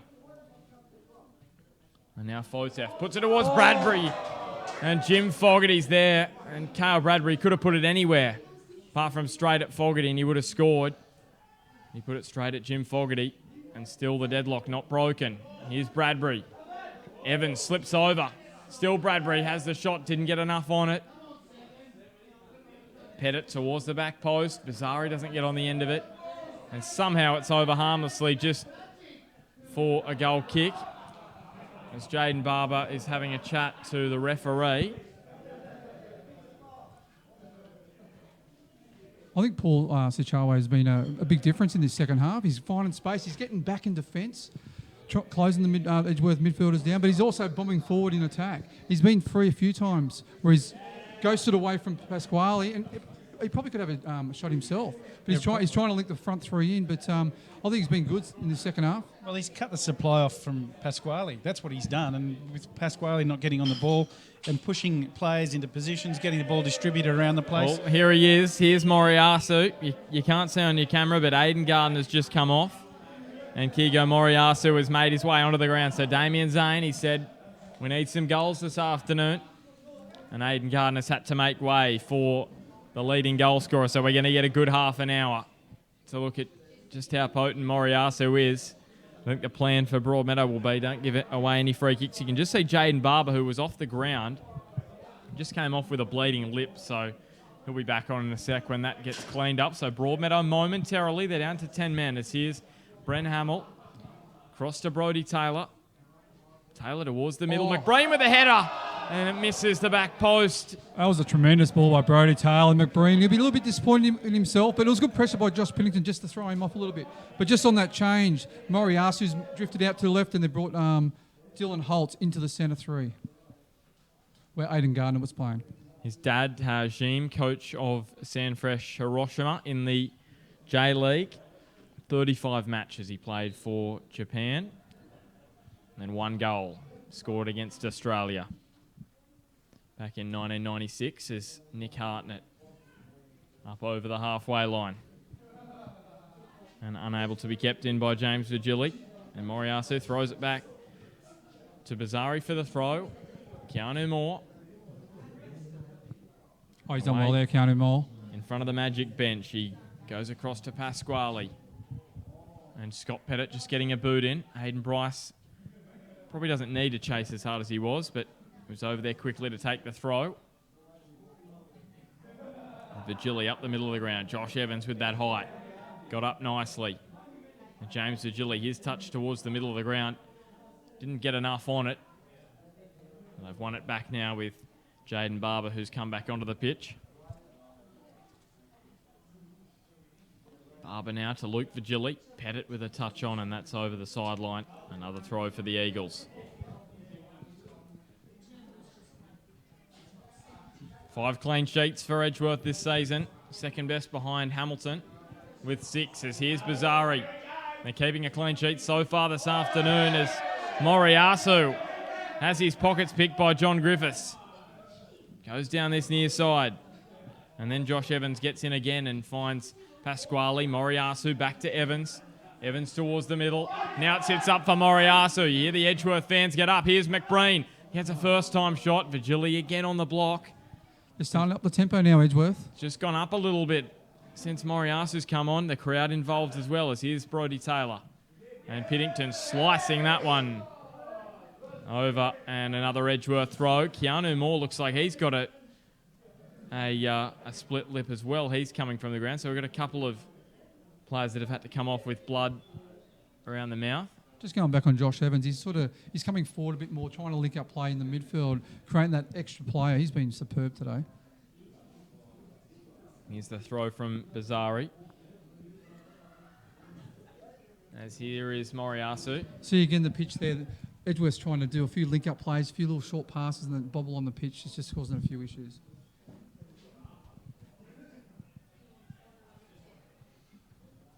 Brodie Taylor with a little touch on. And now James Virgili on the ball for Broadmeadow. Towards the middle of the park now. But it's only as far as Aiden Bryce, who quickly got a pass to Taylor, but Piddington in there again. But he gives away the free kick. Well, hang on a second. I didn't think that really... I don't know if that warranted a free kick. And you can see Piddington, he's blowing up. He knows exactly how important that was because Moriyasu's going to step up here. Luke Virgili's blowing up. Shane Paul's now coming across to add his to Bobsworth. So they know Broadmeadow. They know what Moriyasu possesses. But Did you think that was harsh, Damien? I thought that was harsh. I actually missed it because the camera was right in front of me. So unfortunately I missed it. But Broadmeadow, they just need to get back, get organised because the foul's been called. You can't do anything about it. Now here he is, Moriyasu. It's a great angle for Moriyasu here. It's very, very similar to the free kick he took last week. It was a little bit further out, I think, and a bit further to the left. Nick Hartnett poised. This would take him ahead of James Virgili as the leading goal scorer. How does he cope with the pressure? They've been talking about him for a week. And here's Moriyasu. Goes towards the top corner and Nick Hartnett. He'll be proud of himself. Nick Hartnett, a big save there from Broadmeadow's keeper. But Great Moriyasu, save. He was on target again. Great save from Hartnett. That was a here's terrific strike. Here's the replay, the free kick from Moriyasu. It's on target and a terrific save. And the Edgeworth faithful here were in full appreciation of that strike. As here's the corner kick for the Eagles. As you can see, big crowd in this afternoon down in that corner. Piddington getting in there. Pasquale, he has a try from well outside the 18, and that goes over for a goal kick. But probably that free kick was a little bit close for Moriyasu. The one last week was a bit further out. He hit it. He was able to hit it a bit harder, so it dipped and swerved. That one he sort of had to curl it and finesse it towards the top corner and didn't get as much power on it. The thing about that strike is when you hit them from that range, you've got to get it up over the wall and get it to drop again. It's not easy to do, Damien. So Jaden Barber's just come off and Ben Higgins has gone on at the back. That's a really interesting move. Yeah, I thought it was interesting seeing Ben Higgins on the bench for Broadmeadow. It's a defensive substitution. Yeah, I think, but Ben's only played a few games, to be honest. He's only played a few games in 23s and he's played one game in first grade, so he's a bit underdone and Ben knows that. So unless Barber's a little bit injured or surprising move, but they've moved, obviously, Higgins back with Piddington and they've moved Johnny Griff in the centre of the park. So obviously they want to close down Carnegie more. So they're going to play Johnny Griff as a screener. As here's John Griffiths. Because Carnegie Moore is starting to get a bit more on the ball and starting to look very dangerous. As here's Piddington. Over towards Pettit, but it's opposite number. Bren Hamill got there. What I'm liking about both sides, intensity's definitely lifted in the last few minutes. Definitely since Moriyasu's come on the ground. It's just gone up a couple of degrees out there. As here is Bren Hamill. Down towards the corner. Luke Virgili with the block, but luckily for Broadmeadow it stayed in. And Hamill comes together with Shane Paul, and he gives away the free kick. Yeah, I'm surprised about that one. I thought if there was going to be a free kick, it would have went the other way to Bren Hamill. Shoulder to shoulder, but referee saw a free kick in it. Yeah, what have we got, about 25 to go, maybe a little bit less. And you think that what you've got is 22, we're being told. What you've got is you've got players that are desperate for key points here. You don't want to drop anything. If you're Broadmeadow, you've got to stay in touch and because you want to win the premiership. Edgeworth are on the top, so if they can get themselves in, because they'd be thinking that Olympic are a good chance today. Yeah, if you're Edgeworth, I'd be definitely, you'd be fairly satisfied with a draw today if that was the end result. But if you're Broadmeadow, you need a result today because Edgeworth will say 6 points ahead, and I can't see Edgeworth dropping too many points for the rest of the year, to be honest. They do have to play Olympic. But that match next week, if Edgeworth do get home here, that'll put them 3 points ahead. And if they beat Olympic next week, I'm thinking that'll be curtains. It'd be very hard for the other two. Premiership. Yeah, exactly. So many scenarios to play out because if they have a draw here today, Olympic win, then and then Olympic win next week. So pretty early to call that sort of stuff. But you don't want to drop any points here. So that's why the tempo's lifted, and that's why we've got games in. It's opened up as it has. And it looks like it will be an Olympic win. They lead 3-0 currently. at Bear Park against Western. Here is Vigili off down the line. Evans.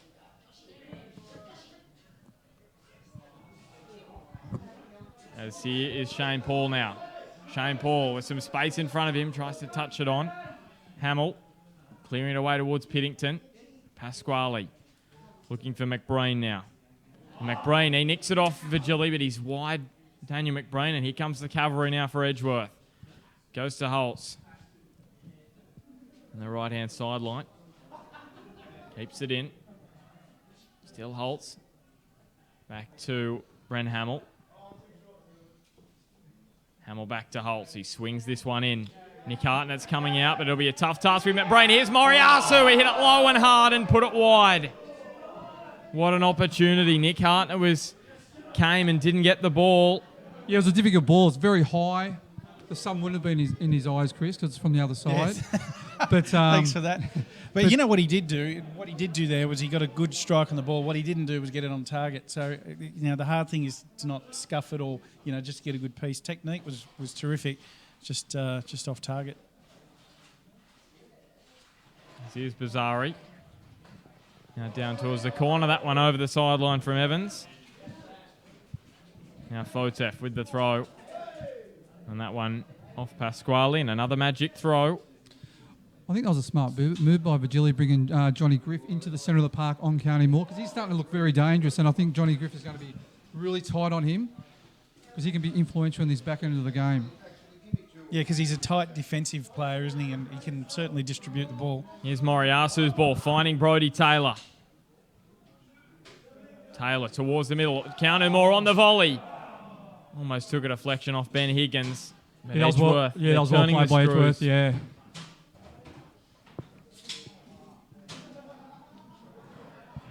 Here's Nick Hartnett up the ground, but that's straight to Bren Hamill. But Hamill's touch lets him down. Goes to Shikawe. Towards this near side of the ground now. James Vigili went to Fotef. Then back Hamilton Olympic now lead Western 3-1. Western have got one back, and Charlestown still lead Adamstown 2-0.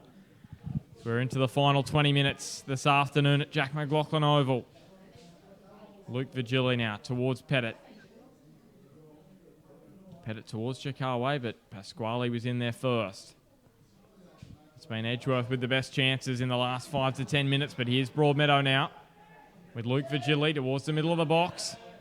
Well cleared in the end by Bryce, and now Griffiths has a long-range shot, and Jim Fogarty got down. It wasn't too difficult for him, John Griffiths, with a very, very low shot there. They've had some chances to open the scoring, Broadmeadow, some good ones. Scott Pettit with a good chance, Vigili with a couple as well. It's been Edgeworth probably with the lion's share of chances across. Yeah, I agree. I think looking at chances, I think Edgeworth's probably had more chances than Broadmeadow overall. Yeah, across the 73 or so minutes that 73 or so minutes that have been played. It's been Edgeworth with the better chances. Here's Cale Bradbury getting around. Evans takes him down, but Bradbury stays on his feet, and Pasquale comes down. It was a good tackle there from Josh Evans. Now Brodie Taylor over the top. Lawrence Fotef gets back and stops the ball, which would have been an issue if he didn't get there because Moriyasu was flying through. Just over 28 gone now in the second half. It's still 0-0 at Jack McLaughlin Oval this afternoon. Charlestown lead 3-0 against Adamstown. A red card for Adamstown, another one. It's been a disappointing season in terms of discipline for the Rosebuds. Here's Pettit, straight into Hamill. Plenty of space in the midfield. The game's really opened up in the last few minutes. Piddington now, playing it wide. And over the sideline. Either coach will be just wanting to get on the ball, get the team on the ball, settle it down, just get into a rhythm, and actually try and keep the ball, because I think there's a few more chances left in this game. And importantly, keep your shape. Don't let things drift out of place, because that's where we've just seen some big holes open up, literally. That creates opportunity. So if you can just get your teams to keep their shape, very important that you do that. So Broadmeadow with the free kick.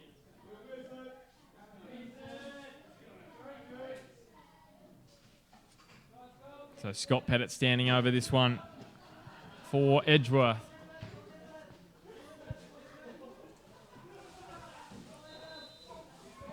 There's Pettit. He whips this one in towards Chikaway.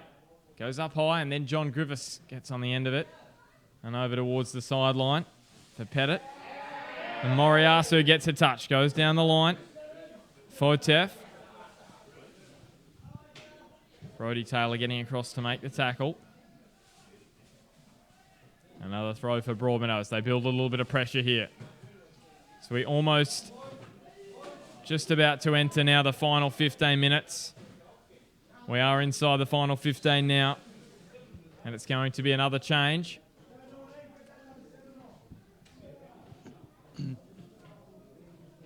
Just wait and see who is going to come from the ground.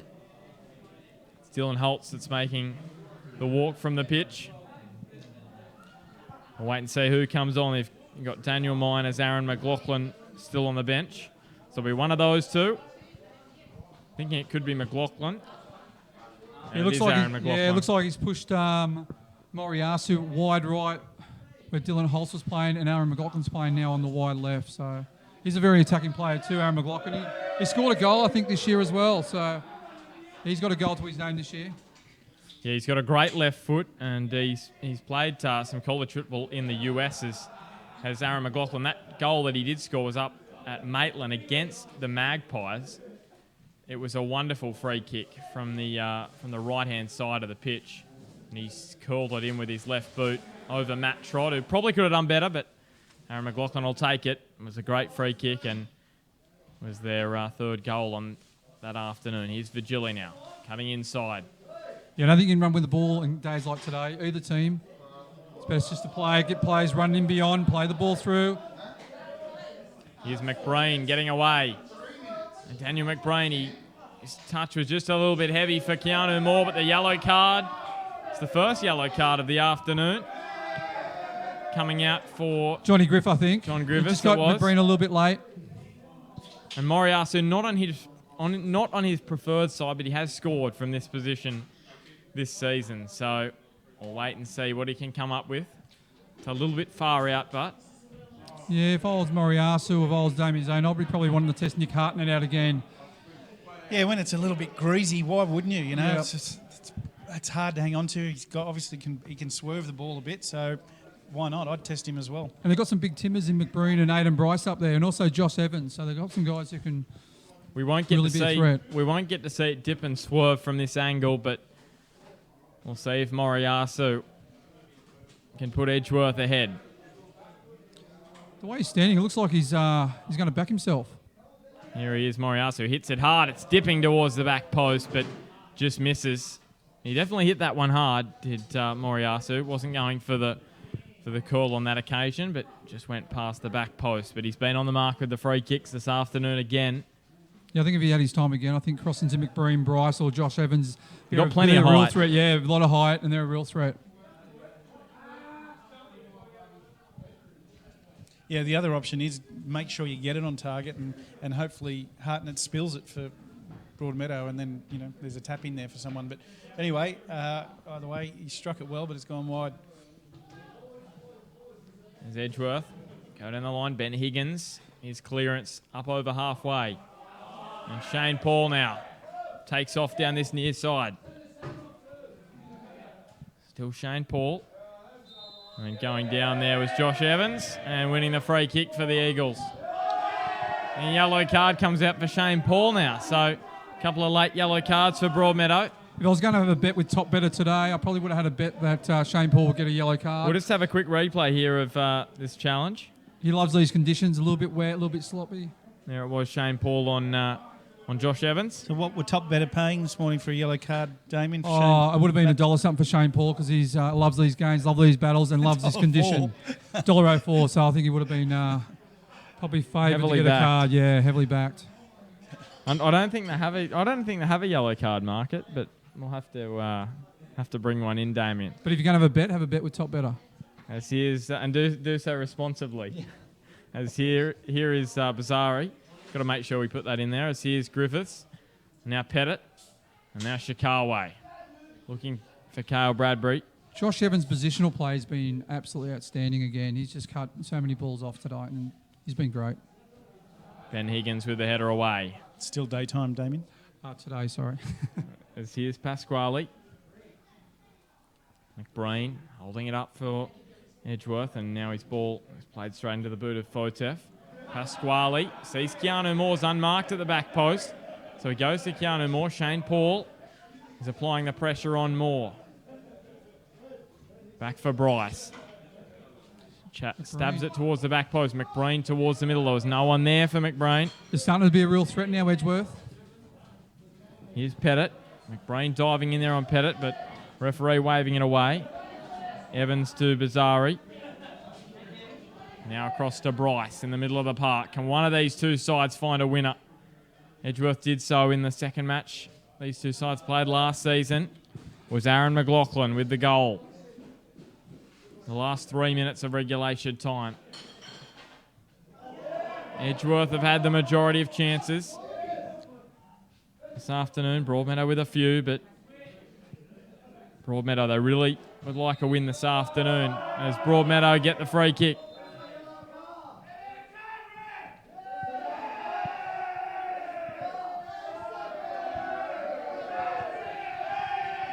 Edgeworth locals are getting noisier and noisier as the afternoon rolls on. Scott Pettit coming from the pitch. Yeah, Scott Pettit's had a fair shift today. It's his first start for the year, so he'll be happy to get through that with it injury-free, hopefully. Yeah, and he's been carrying a hamstring as well, so he'll be happy to get through that one untouched on a heavy pitch like this one. Just trying to check who has come on the pitch for Scott Pettit. As this free kick goes down, it is Tyson Cummings that's come on. Young striker. Played in the 19s last season, the 19s grand final. Scored a goal for Broadmeadow. Here's Shikawa. Shikawa's he's been good when he's come on. He's been on the ball a lot. Been great in defence. So Luke Vigili took on Moriyasu. Then he took on Brodie Taylor. Then he found his brother James. And James Vigili, Brodie Taylor with the tackle. Aidan Bryce hoofs it away to Pasquale. Found the pass to Moriyasu. Moriyasu back to Hamill. The only thing this match is lacking is goals, really. It's been entertaining in all other aspects, but no goals this afternoon. So many chances, but unable to put one in. Very much, I think, like that second leg of the semis last season. It was a 0-0 draw in the second leg. Broadmeadow with plenty of chances, Edgeworth with plenty of chances, and no goals. Yeah, and both sides have played well, considering that it is a bit of a bumpy track. So they've tried to play, which is great. So, but yeah, I think there might be one or two sort of chances before in the last 8 minutes. So we may see a goal. And you expect that from your top teams to play, try and play no matter what the conditions are. The only thing that I would comment, that you made a statement earlier, Smudge, about getting in behind them a little bit more. I'd test that out if I was Broadmeadow and Edgeworth, because they've got some quick guys up top. Here's Moriyasu towards the middle. Keanu Moore sits up for Brodie Taylor, who hits the shot, and it's happened again. Edgeworth with another late goal, and is that sunk Broadmeadow? Brodie Taylor ghosting in at the back post, and he put it under Nick Hartnett. We'll have a look at the replay. Ben, you're exactly right. Ghosting was the word. He came. Great ball in, Moriyasu. And yeah, James Fotis missed it. Brodie Taylor ghosted on the back. He finished that really well. He had to put that away. There was a lot of pressure on him by Nick Hartnett. So that's a massive goal for Edgeworth. Massive goal. Not an easy thing. Not an easy ball to finish off. Not at all. It's bumpy. It's slippery. Exactly. It's coming quick, and it's harder than you think to get that in exactly the position you've got to go. Hard for the keeper when it's just close to his body. Maybe just a little bit underneath him. He doesn't know where it's going to go. Hasn't got time to react. So perfect finish. And it's the final 15 minutes again. Edgeworth have been incredible in the final 15 minutes this year. Daniel Miners comes on the park. But the last 15 minutes last week, they scored 3 goals in the last 10. Today, again, the final 10 minutes, and they've grabbed a goal, Edgeworth. No one marking Brodie Taylor at the back post, and now Broadmeadow with it all to do. They deserve the lead, They deserve the lead, Edgeworth. If you're looking at chances, Edgeworth definitely had more chances than Broadmeadow, and yeah, probably deserved the lead. you'd get $4.65 on top better for Brodie Taylor to score that goal. So if you got on, congratulations. Is that true? I know you're a betting man. I know you're a betting man, TC. So here's Brent Hamill. Well, it was Brodie Taylor last time against Broadmeadow. He got an early goal that day to give Edgeworth a 1-0 lead, and it was Cale Bradbury with the equaliser. Yeah, if I was Damien Zaney, you just want to control the ball. Keep possession of the ball. You don't need to go forward all the time. However, if it is in danger, then lump it forward. Yeah, and what you don't want to do is get too cute in your own back third. So you're right there. If you are in that position where it's a bit tight, that's when you're happy. Exactly. This time of the game, you get the authority to lump it forward if you have to. Here's Pasquale. There's the ball in from Moriyasu. He got the assist with Keanu Moore unable to get a touch. And now Shane Paul across to Bradbury. But you want to continue to play here. You don't want to be just playing end-to-end football and open things up too much. Create your chances, build your structure, and finish. What a contest we've had this afternoon. James Virgili sits up for Bradbury. It's a similar spot to where he scored back in round 4, but was on his left foot on that occasion, and he was unable to get enough on it. And again, a ball that's deflection. It's heavily spinning like that. Jimmy Fogarty has to make sure he had his body behind it and he held it well. It's Fogarty up the ground. Higgins goes back to Nick Hartnett. Moriyasu herring down, putting the pressure on Broadmeadow's keeper.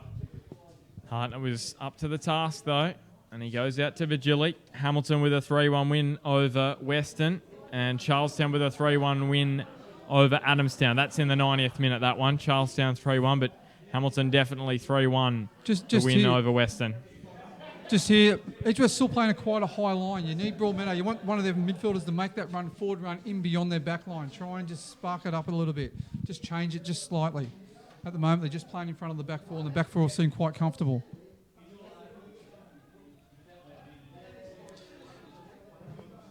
I'd imagine Michael Bulch, Hamilton coach, would be wanting to find out the score of this game because he'd be hoping for a Broadmeadow victory here, get themselves back into a really tight position with Edgeworth. Or, honestly, he's probably hoping for a draw, yeah, to be honest, because if Broadmeadow win, there's a lot of pressure. Like, Broadmeadow's putting pressure on the top two, so... And either way, he's just wanting to see some, like, Edgeworth drop points is what he'd be wanting to see. Yeah, exactly. Here's Bazari across the ground to Hamill. Now we've got the Dusthund House man of the match. Were you looking at Josh Evans, Damien? He's been outstanding for Edgeworth this afternoon. Do you know what? As it's been turned over, Moriyasu on the ball for Edgeworth. Still Moriyasu going to get another one. Nick Hartnett with the save. Well, gee, he put a good strike onto that. Well, there's some power in behind that. Wonderful technique. And the accuracy. On that acute angle, he probably had half an inch, and he's just whacked it. You had to look at Nick Hartnett. He was poised. He was down, ready for anything, anywhere, and he did particularly well just to get something on that. Made a great save in the first half, Nick Hartnett, from a Brodie Taylor shot. Unable to do the same in the second half. Here's Taylor towards the back post. McBrain, it's Moriyasu again. He's a little bit short. He goes down.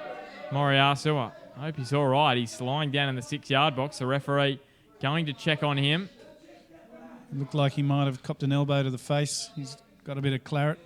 Yeah, I think Josh Pennington just sort of welcomed him to the penalty box. I think it was a solid challenge by Josh Pennington. You're just going back on man of the match. To be honest... We'll just have a look at the replay here. It was a little collision. I don't know whether it was between him, Moriyasu, and Pennington, but sadly he's going to have to go off for a little bit, if only momentarily, but Moriyasu will have to go off, which will add a little bit of stoppage time. Bloke with his camera there behind the goals. Looks like he's got a few good shots. I hope he got a good shot of Brodie Taylor's goal down in that corner. Yep, Edgeworth trainer just giving the bench all clear. He's right to go. I don't think the ball bounced then. Luke Virgili with a little bit of a shoulder on Brent Hamill there. There's John Griffiths. He goes down after a touch with McBrain. Shane Paul across to Shikawa, and it's a Broadmeadow corner. Edgeworth have got all 11 players back in the box. They're desperate for a win here. They know how important this win will be if they get it. Well, is Nick Hartnett going to come up here? The Edgeworth fans up here in the box want Nick Hartnett to come up, but whether at this stage in the season... Extra time, how many minutes do you think? I reckon maybe 1 or 2. Yeah, I'd be thinking 2. This is Shikawa. So the referee, this is Shikawa towards the near post, headed away by Edgeworth. And now Paul towards the back post. The header wide from Ben Higgins, unable to get it on target. And Edgeworth goal kicking, you assume here in the final 30 seconds now, Jim Fogarty. He'll use up every second he possibly can now. Moriyasu back on now. Yeah, back to the man of the match. Yeah, for me, I'd probably select Josh Evans. He's been solid at the back. He's read the play beautifully. And he's come into the midfield and linked up with the midfield and strikers, just trying to open the game up a bit.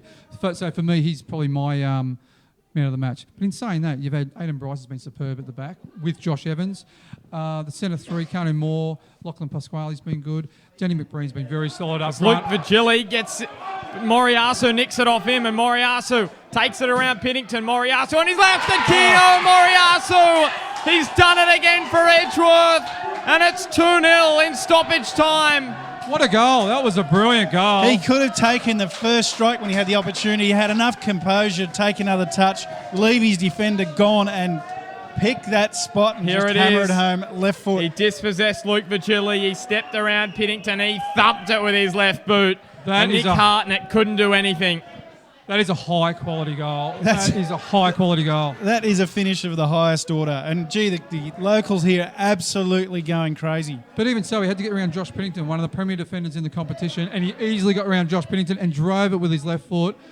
That was a great finish. And If he took what most players would do, the first opportunity to hit that, maybe it's going to go in anyway, but he made sure of it by getting around Piddington.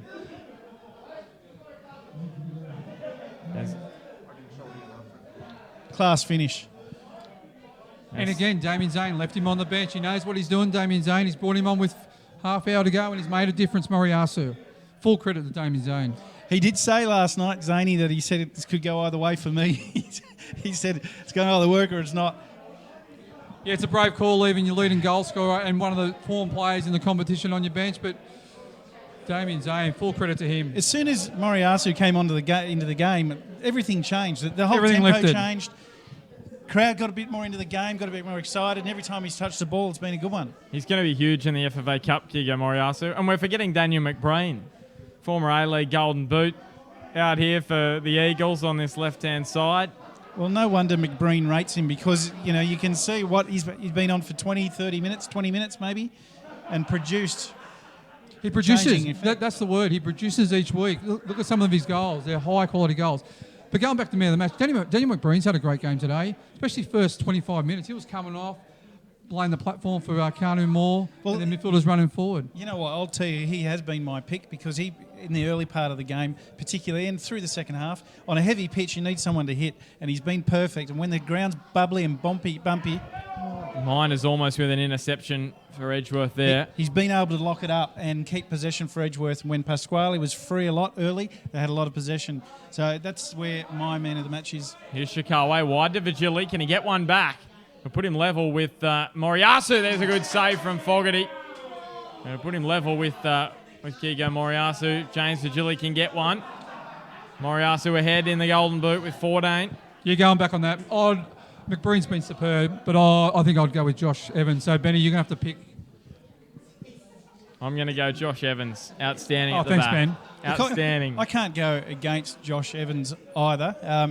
You're right. He's played everything that Edgeworth needed him to be, and he's had a wonderfully strong game, and his tackles have been great, and he's been in good position often. So he's a deserving man of the match. But as you say, Damien, there's quite a few guys out there that have done well. And here's the ball forward from Fosef. Bryce with the header away. The free kick given away by Broadmeadow. Incredible, wasn't it? 10 minutes ago it was 0-0 and we were thinking we were heading for a scoreless draw. And it was looking a bit flat. The game was looking a little bit flat, but then Moriyasu and the intensity changed. We spoke about that.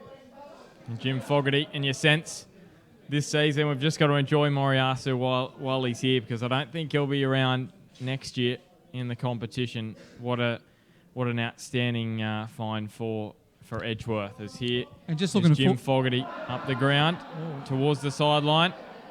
And just looking forward to next week, Edgeworth versus Hamilton, top of the table clash. That's going to be match of the round next week. That'll be a cracker at Darling Street, 2:30 next Sunday. It's a top of the table battle. Edgeworth travel to Darling Street Oval. Here's Bradbury with a touch towards Piddington. Goes over to Shikawa. Keeps it in. The Edgeworth fans here are buzzing at the moment. Absolutely buzzing. Here's and what, Shane wouldn't you be Paul. top of the table and beat one of your Back to Higgins. one of your arch rivals? Still Higgins. He's trying to find Piddington. And that is full time. And what a win that is for Edgeworth. They continue their strong run of form in the Northern New South Wales NPL. And they haven't lost to Broadmeadow now in 6 matches. They've had those 4 draws, the win last season, and now today a 2-0 victory.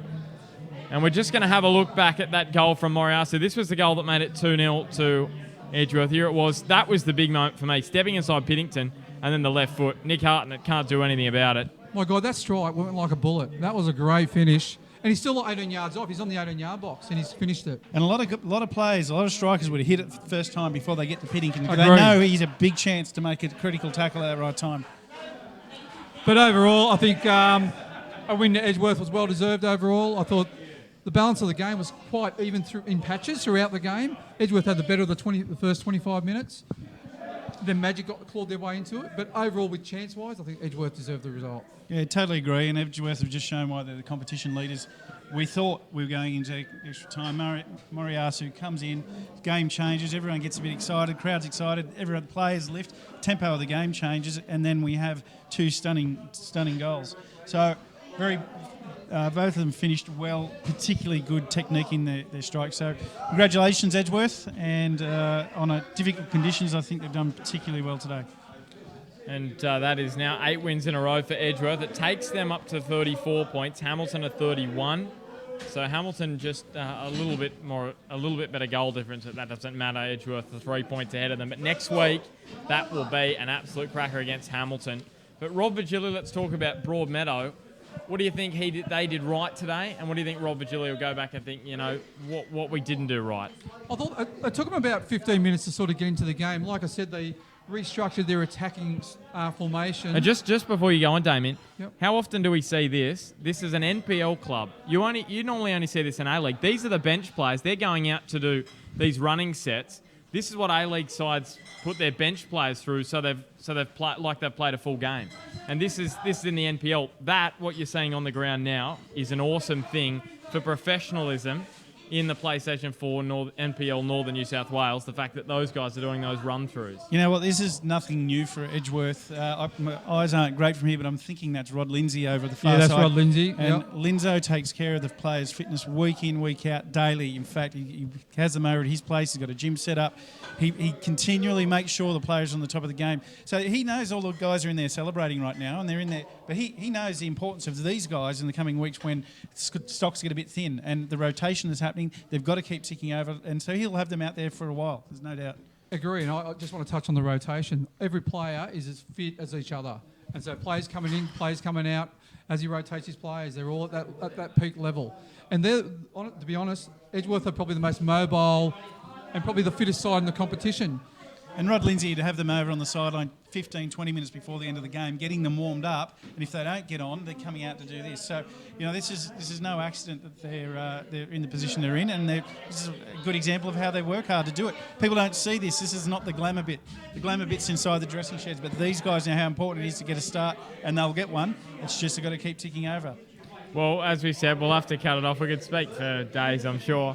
But next week, it doesn't get any better. Just a few words. Hamilton up against Edgeworth at Darling Street. It'll be an absolute ripper of a game. They played a ripper here back earlier in the season, back in round 6 it was. Round 5, actually. Round 5 here at Jack McLaughlin Oval. Probably the game of the season to date. What are you expecting next week at Darling Street? Well, I know that Michael Bolch and Damien Zane watch Bar TV closely, and they look at each other's games. They'll be watching Michael Bolch be watching this game when he gets home tonight or over the next day or two, coming up with a plan. I don't know what his shape will be. What I will say is that he will look very closely at what Edgeworth have done and how he's going to counter it. Either way, Both very, very strong across all areas of the park. But on that, the way Zane rotates his plays, you don't know what he's going to come up with on the park. He's going to come up with the same shape. He always plays the same shape, so players know exactly what's going to happen. So, but Olympic, they're hard to crack down. They love the smaller pitch and they love the physicality of it. But looking at Edgeworth today, they're going to be hard to beat. Well, they didn't gonna beat be hard. Olympic last year at Darling Street. They got done 2-0. That was very early in the season, round 2 in fact, so it'll be interesting to see next week. All right, thanks for joining us today. We'll wrap it up. Full time here at Jack McLaughlin Oval this afternoon. It was Edgeworth 2, Broadmeadow 0.